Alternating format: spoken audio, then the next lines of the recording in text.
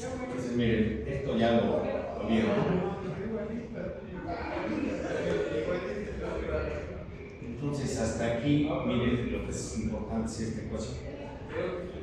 Esta es la ecuación que vamos a utilizar para nuestra estructura con la T igual a 0. Entonces, tenemos que la masa, por la aceleración más el amortiguamiento, por velocidad más la rigidez por desplazamiento es igual a la aceleración del suelo por la masa. Aquí K, en este caso, es una escala. Para un grado de libertad es una escala. Para más de un grado de libertad se convierte en una matriz. Bueno, luego se habló del periodo de vibración, que sería el tiempo que tarda una estructura. Si sale de este punto, va a ser un ciclo en el movimiento hasta regresar.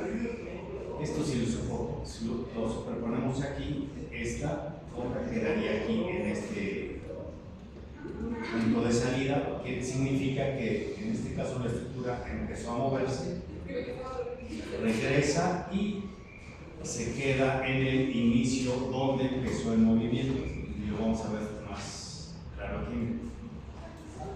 En esta figura movemos la estructura hacia un lado, que sería, digamos, el punto A, sería este punto aquí, me representa este marco.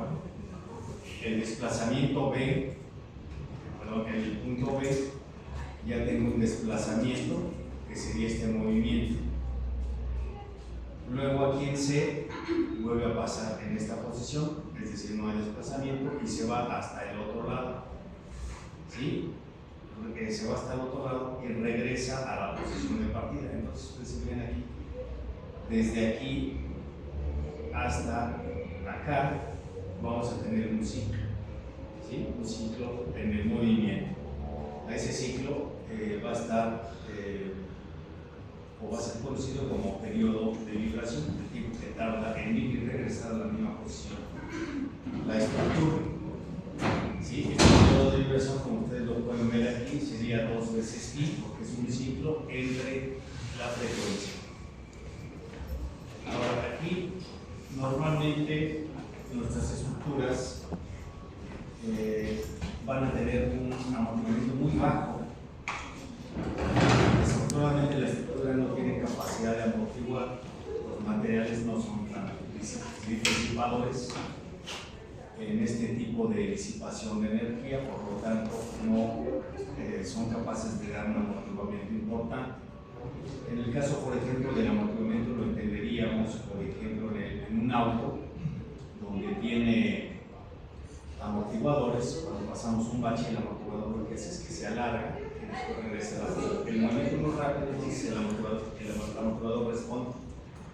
El tiempo que el amortiguador va a tardar en regresar a su posición, en el caso del auto no es tan tardado. En el caso, por ejemplo, de que nuestra estructura tuviera mucho amortiguamiento, lo que sucedería es que en realidad, si yo la desplazo a este punto, el tiempo que tarda en regresar a la posición de aquí, pero con un desplazamiento cero, va a ser infinito.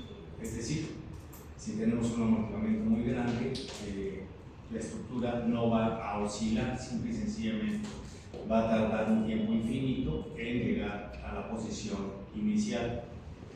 Cuando vamos reduciendo el amortiguamiento, pues evidentemente pueden ver ustedes la figura azul, esta, las deformaciones son un poco más altas. Si lo seguimos disminuyendo, va a resultar en esta gráfica negra, donde en un tiempo más corto que los anteriores, la estructura va a regresar a su posición. A eso decimos que el amortiguamiento va a ser muy pequeño.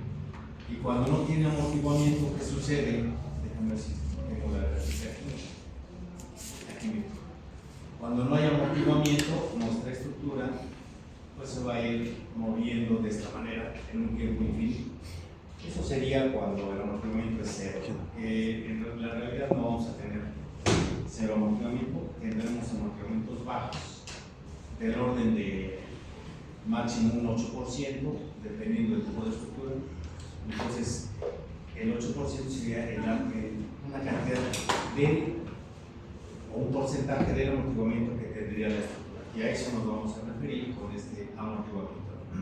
Aquí, por ejemplo, en esta que se dice que la H es igual a la frecuencia, esto es analizando esta expresión de Arquímedes. Esta de aquí, la frecuencia prima es la frecuencia amortiguada, la frecuencia sin el apóstrofe